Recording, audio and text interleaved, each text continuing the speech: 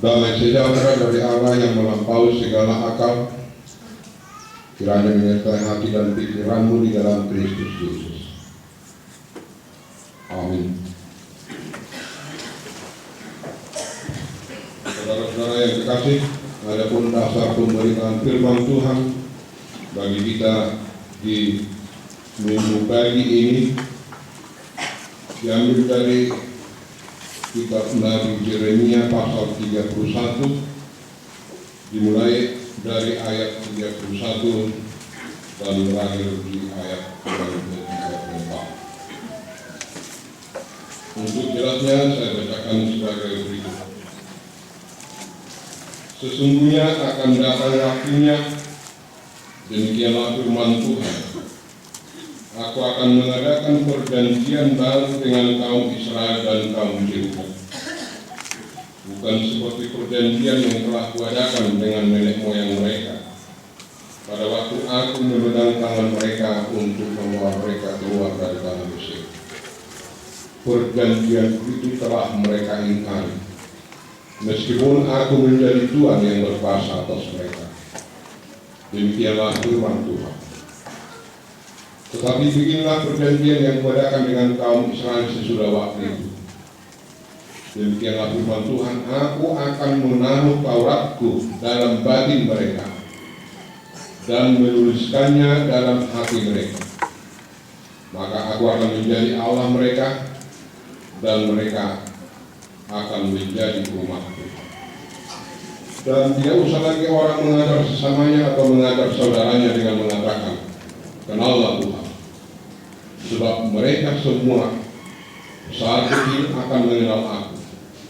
Demikianlah firman Tuhan, sebab aku akan mengampuni kesalahan mereka dan tidak lagi mengingat dosa mereka. Sampai sekian jauh saudara-saudara pembacaan firman Tuhan bagi kita pada pagi hari ini.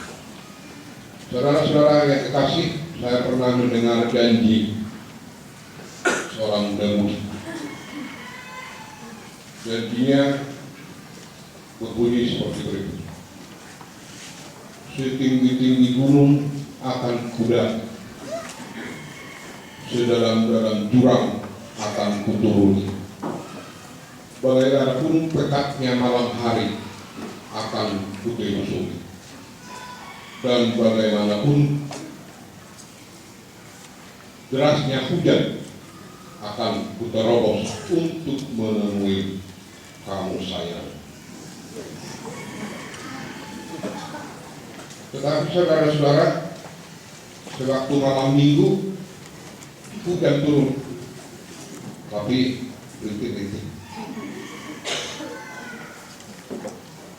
Dia tidak dapat memenuhi janjinya untuk menemui pacarnya.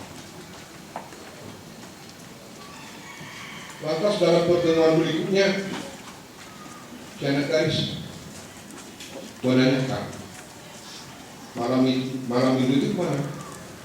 Kan hujan. Tapi janjimu, biarpun hujan begitu deras, kamu akan terobos untuk menemui aku. Ini baru hujan rintik-rintik. Artinya saudara-saudara, bahwa janji itu rupanya bisa diingkari, bisa tidak dilaksanakan. Sama seperti kalau kita dengar saudara-saudara, kalau ada dilantik pejabat, ada sumpah jabatan, ada janji jabatan, tetapi sesudah dia melaksanakan jabatannya, apa yang terjadi saudara-saudara? Dia melakukan pelanggaran atas janji. Artinya saudara-saudara, berbeda dengan itulah janji yang diperbuat oleh Allah. Kalau kita lihat perjanjian yang diperbuat oleh Allah terhadap Abraham dalam Kejadian 15 ayat 7 dan seterusnya, ada satu hal yang menarik dalam Allah bertindak membuat perjanjian. Di mana dalam acara ritus perjanjian itu diadakan, ada binatang yang dipotong dua, dibagi dua, satu potong, satu bagian ditempatkan di kiri, satu potong di sebelah kanan. Dan orang yang bersumpah berjalan di tengah potongan korban yang disembelih. Mereka mengelilingi dan ini berulang-ulang sambil mengatakan bahwa barang siapa yang melanggar perjanjian ini nasibnya sama dengan nasib binatang yang dipotong dua. Demikianlah saudara-saudara, Allah membuat perjanjian dengan Abraham. Dan di situ dikatakan Abraham sedang tidur. Artinya hanya Allah sendiri yang membuat perjanjian itu, sedangkan Abraham pasif. Saudara-saudara, dalam perkembangan perjanjian selanjutnya, yaitu sewaktu Allah mengeluarkan bangsa itu dari Mesir, waktu bangsa itu sudah di padang gurun, mereka menerima kitab yang tersebut. Dan bentuk perjanjian di dalam pelepasan mereka dari Mesir, Allah berkata kepada bangsa itu, Akulah yang melepaskan dan menyelamatkan kamu dari Mesir, dari tanah perhambaan itu. Baru ini sudah kitab yang tersebut. Karena itu jangan ada ilah lain di hadapan. Di sini saudara-saudara, kalau umat Israel menuruti, patuh kepada kitab yang pertama sampai ke 10, mereka akan diberkati. Tetapi kalau dilanggar, mereka akan dikutuk. Artinya saudara-saudara, perjanjian yang diperbuat Allah selamanya sebenarnya mempunyai risiko, harus kita. Saudara-saudara, tetapi kita melihat dalam nas yang kita renungkan pada pagi hari ini, bahwa Allah dikatakan akan membuat perjanjian yang baru. Mana yang baru? Apa isinya? Saudara-saudara, kalau dalam perjanjian sebelumnya Allah menuliskan Tauratnya dalam loh batu. Tetapi dalam perjanjian baru yang diperbuat Allah kemudiannya, Dia akan memakai hati dan batin kita untuk menuliskan Taurat, untuk menuliskan bahwa Allah itu adalah Allah mereka, Allah bangsa itu, dan mereka adalah bangsa Allah. Itulah isinya, saudara. Karena itu saudara-saudara, kalau masih di loh batu, ya itu masih di luar manusia, di luar kehidupan kita. Bisa pecah, bisa enggak dibaca. Tetapi kalau dalam batin kita, dalam hati kita, sentral kehidupan kita, berarti kita sebenarnya harus mengingat dalam kehidupan kita bahwa pusat kehidupan kita ini sudah dikuasai oleh Taurat Tuhan. Meterai bahwa Dialah Allah kita dan kita adalah umat pilihan. Saudara-saudara, batin dan hati kita adalah bagaikan gudang. Jadi kalau gudang itu berisi barang-barang yang baru, pasti semua yang keluar barang-barang dari gudang itu pasti yang baru semua. Tidak mungkin yang jelek keluar. Kalau hati manusia dan batin manusia sudah dituliskan Taurat Tuhan, produknya, baik ngomongnya, baik tindakannya, pasti hal-hal yang baik. Tidak akan pernah keluar dari kehidupan orang yang hatinya ditulis oleh hukum Taurat Tuhan dan telah ditulis bahwa Dialah Allah kita dan kita adalah umatnya, kita adalah bangsanya. Tidak mungkin hal-hal yang jelek dari yang menjadi produksi, baik dalam kata, baik dalam perbuatan, baik dalam semua aspek kehidupan kita. Saudara-saudara yang kekasih, hal yang kedua yang baru dalam perjanjian ini yaitu bahwa Allah mengubah cara.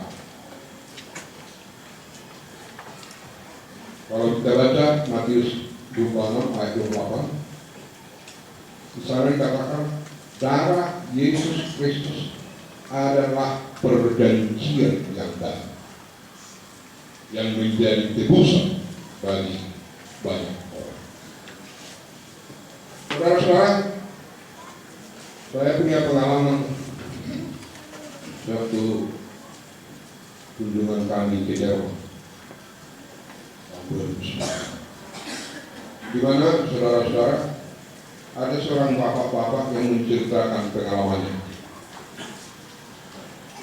Pada suatu malam Natal, dia diajak istrinya untuk merayakan Natal di gereja. Tapi suaminya kata, ngapain ke gereja, malas. Dan istrinya berangkat ke gereja untuk merayakan Natal, dan dia tinggal sendirian di ruang tamu. Tetapi tiba-tiba dia terkejut karena ada kayaknya benda yang menabrak jendela rumah. Lantas dia buka, rupanya seekor burung yang mencari ruangan yang panas agar dia tidak mati kedinginan. Si bapak melihat, dia mau mengambil burung ini, tapi burung ini rupanya takut. Dia terus merompak makin jauh. Dan si bapak pergi lagi ke rumah, diambilnya roti, dipecah-pecah, diberikanlah dari halaman rumah sampai ke pintu, dan burung itu memakan satu-satu. Tetapi sewaktu dia mau menutup pintu, burung itu terbang. Dia tahu, saudara-saudara, bahwa burung itu pasti mati kedinginan. Tetapi kenapa dia tidak mau diselamatkan? Lantas dia berpikir, seandainya saya berubah menjadi burung, burung ini pasti dapat diselamatkan. Tiba-tiba dia menghubungkan dengan kelahiran Yesus Kristus. Yesus Kristus datang ke dunia ini merupakan manusia, tidak mempertahankan lagi keilahiannya. Dia datang dengan bentuk sama seperti kita, sehingga sebenarnya kita sudah dapat diselamatkan. Dengan kesadaran ini, saudara-saudara, dia berkemas dan pergi ke gereja. Burung yang saya pikirkan saya selamatkan, padahal Yesus Kristus sudah datang menjadi manusia, tidak saya sambut. Kenapa? Akhirnya dia sadar, saudara-saudara, biarpun terlambat sedikit, tetapi dia pergi juga ke kebaktian Natal tersebut. Artinya, saudara-saudara, demikianlah perbedaan perjanjian baru. Bahwa Yesus, melalui Yesus Kristus, melalui pengorbanannya, dia datang merupakan manusia bagi kita. dan menyerahkan darahnya sebagai tebusan untuk dosa-dosa kita. Itulah hal yang kedua, saudara-saudara, yang menjadi perbedaan perjanjian baru yang diperbuat oleh Allah bagi kita manusia. Saudara-saudara yang kekasih, artinya hal yang kedua inilah hati kita, batin kita telah dituliskan oleh hukum Taurat. Tetapi saudara-saudara, kenapa banyak hal-hal yang terjadi dalam kehidupan kita saat ini, banyak sekeliling kita yang berlaku gak benar? Kalau memang hati dan batin kita sudah dipenuhi oleh tulisan hukum Taurat, pasti kehidupan kita sebenarnya harus dalam kasih, karena itulah inti dari Taurat. Karena itu saudara-saudara, kita mungkin dapat memeriksa diri kita masing-masing. Apakah kita menyerahkan hati, menyerahkan batin kita di hadapan Tuhan? Apakah Allah menjadi raja dalam sentral kehidupan kita? Apapun situasi, apapun yang terjadi dalam kehidupan kita. Saudara-saudara, ini kan mungkin tantangan bagi kita. Kalau orang menderita, biasanya yang selalu dipertanyakan, di manakah Allah? Adakah Allah? Kenapa dia tidak hadir dalam kesusahan saya? Ada satu prosa yang dituliskan oleh Helen Keller yang menggambarkan kehidupannya yang begitu pahit sebenarnya. Dia mengatakan, Tuhan, sewaktu gelombang laut tidak ada, saya berjalan di atas pasir di pinggir laut. Ada 2 pasang jejak kaki yang terlihat, di mana Tuhan tetap menyertai saya. Tetapi sewaktu gelombang laut muncul, saya hanya melihat 1 pasang bekas kaki di pasir. Itu pun bekas kaki saya tetap. Lalu Tuhan menjawab begini, jangan kau pikirkan nak, bahwa itu adalah bekas kaki. Itu adalah bekas kaki. Karena sewaktu gelombang itu datang, kamu kugendong. Karena itu saudara-saudara, aku tidak pernah meninggalkan kamu, baik dalam penderitaan, baik dalam kesusahan. Aku tetap bersama. Saudara-saudara, karena itu, karena Allah sudah mengukirkan dalam hati dan batin kita bahwa Dia adalah Raja kita, Dia tetap setia. Kalaupun manusia tidak setia mengikut Dia, Dia tetap setia menjadi Allah kita. Saudara-saudara yang kekasih, mungkin bapak-bapak, ibu-ibu pernah memperhatikan siaran-siaran di televisi. Kriminal itu kayaknya sudah mengarah ke arah remaja. Banyak remaja yang membunuh temannya. Banyak remaja yang ugal-ugalan di jalan, geng botol. Banyak remaja yang melakukan perkosaan. Artinya itu tren itu sudah muncul sekarang. Seandainya saudara-saudara remaja kita, anak-anak kita memberikan hati dan batinnya dikuasai oleh Allah, itu tidak mungkin akan terjadi. Karena itu sebagai orang tua kita harus menyadari tugas kita untuk mengarahkan anak-anak kita sebenarnya untuk memberikan hatinya, untuk memberikan batinnya, sehingga menjadi penuh dengan tulisan firman Allah dalam kehidupannya. Hanya itu satu-satunya yang dapat mengatasi semua suara-suara yang ada di dalam dunia ini. Sama seperti pengalaman dua orang yang bersahabat. Mereka bersahabat dari sejak SD sampai SMA. Setelah tamat dari SMA,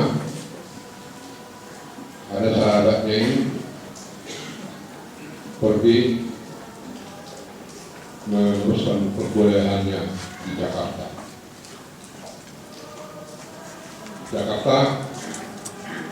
Dia melanjut, dia mendapat pekerjaan dan punya jabatan yang strategis.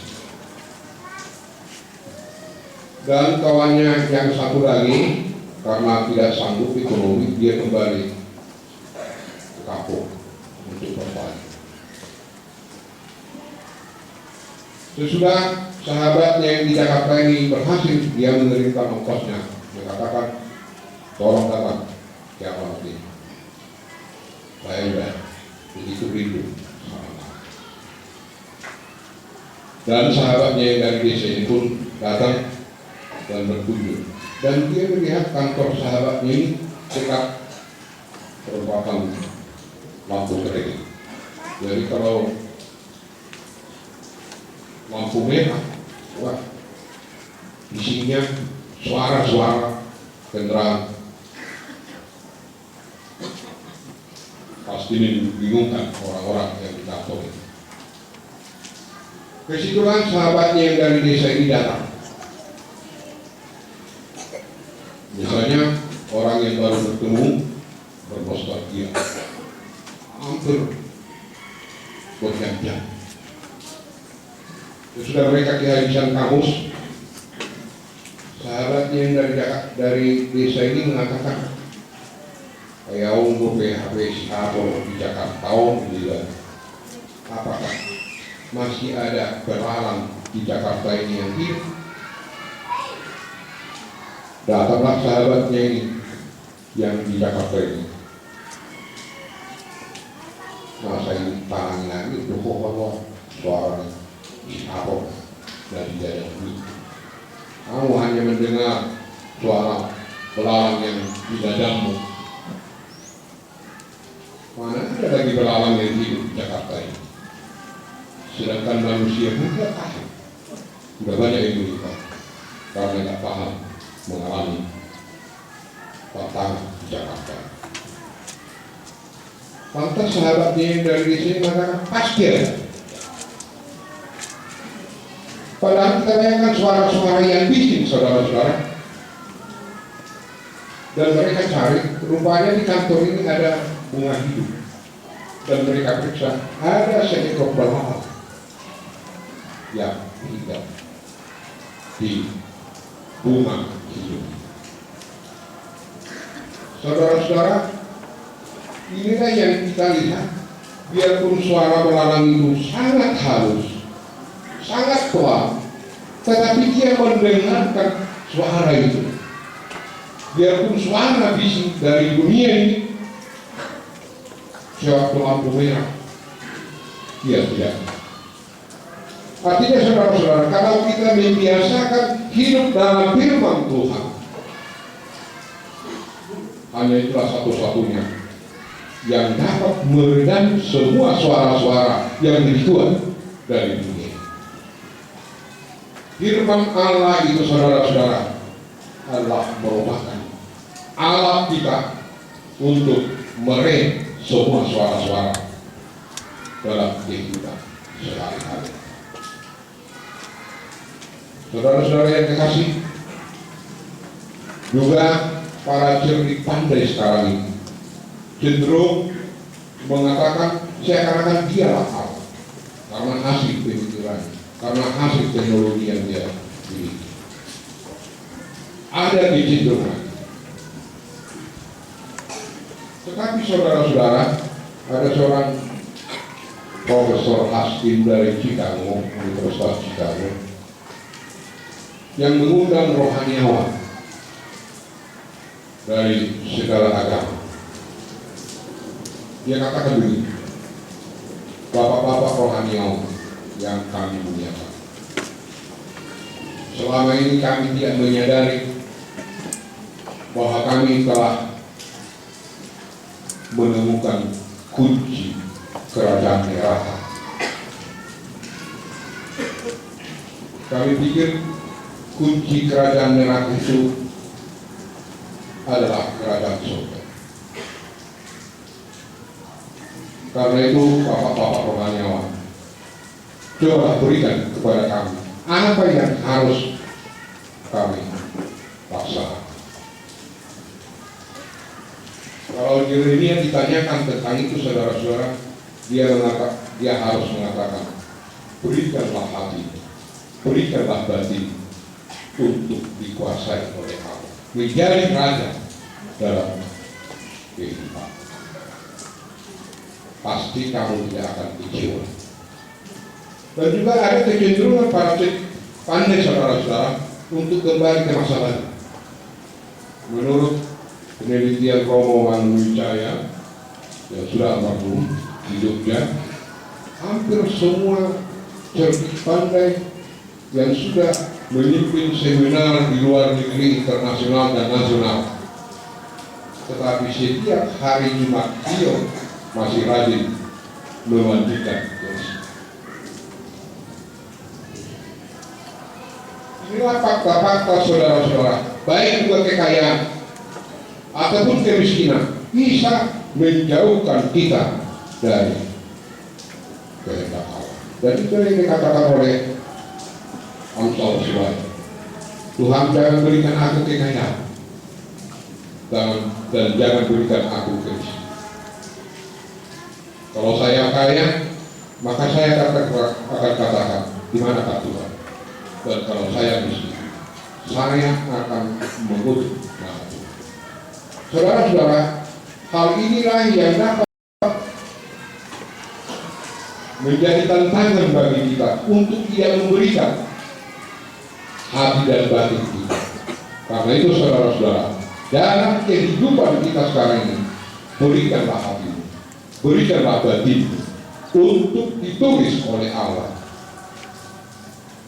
hukum Taurat, firman-Nya, agar semua tindakan perbuatan kita, hasil produk dari kehidupan kita, baik terhadap sesama lingkungan kita, selalu mendatangkan kebaikan bagi kehidupan kita. Amin. Kita berdoa. Tuhan Allah Bapa dalam surga, Bapa yang kami sapa dalam Yesus Kristus, Tuhan dan Juru Selamat kami, yang telah menyelamatkan kehidupan kami dari dosa, sehingga menjadi bangsa pilihan. Terima kasih Bapa atas perjanjian baru di dalam diri anakmu Yesus Kristus yang menjadi tebusan bagi kami. Semuanya itu adalah karena kasih setia Engkau tetap pada janji. Kami yang sering mengingkari janji kami di hadapan Tuhan. Karena itu kami mohon kehadirat-Mu agar Roh Kudus yang bekerja dalam kehidupan kami, sehingga kami dapat menyerahkan hati kami, bagian dari sentral kehidupan kami untuk dikuasai oleh Tuhan, sehingga semua perkataan kami, perbuatan kami selalu memuliakan nama Tuhan dalam setiap waktu, dalam setiap saat. Karena itu Tuhan meminta dari kami untuk menyerahkan batin dan hati kami sehingga menjadi tulisan hukum, tulisan firman. Karena firman itulah sebagai alat yang dapat meredam semua suara-suara yang selalu mengganggu kehidupan. Karena itu tenangkanlah hati kami Tuhan, melalui kuasa Roh-Mu yang kudus, agar kami tetap memberi dan mengingat bahwa hanya Tuhanlah sebagai Raja dalam kehidupan. Terima kasih ya Bapa atas taat-Mu kepada kami pada saat ini. Kiranya firman-Mu yang menyapa kehidupan kami menjadi bagian dari kehidupan kami, baik dalam kehidupan rumah tangga, kehidupan bermasyarakat, kehidupan dalam semua aspek pekerjaan dan pelayanan. Bapak, pada saat ini kami mengingat saudara-saudara kami yang mengalami sakit penyakit, baik yang di rumah ataupun di rumah sakit yang tidak kamu tahu sampai saat ini. Tetapi kami yakin tangan Tuhan tidak pernah berhenti untuk memberikan berkat. Tuhan tumpahkanlah tangan-Mu bagi saudara-saudara kami yang sakit, sehingga mereka dapat pulih kembali untuk melaksanakan tugas-tugas yang Tuhan embankan kepada mereka di keluarga, di masyarakat, dan di umat, ini jemaat. Tuhan juga saudara-saudara kami yang banyak mengalami tantangan kehidupan, kiranya ulurkan tangan-Mu agar mereka tidak terjatuh dalam keterpurukan mereka. Sadarkan mereka Tuhan, pegang tangan mereka sehingga mereka tidak terjatuh dalam tantangan yang mereka alami, sehingga mereka dapat melihat bahwa kuasa-Mu yang dapat menyelamatkan kehidupan kami, yang menguatkan kami dalam segala bentuk pergumulan kami. Juga kami yang hadir pada kebaktian ini, kami menyerahkan kehidupan kami. Banyak hal-hal yang kami inginkan, banyak hal-hal yang kami kehendak Tuhan dalam kehidupan, yang tidak bisa kami paparkan satu persatu pada saat ini. Tetapi Tuhan mengetahui apa yang terbaik bagi kehidupan kami, bagi keinginan kami. Tuhan, berikanlah yang terbaik, yang sesuai dengan kehendak. Kami akan dapat menerimanya dengan sukacita. Terima kasih Tuhan, di dalam nama Yesus Kristus, Tuhan dan Juru Selamat kami.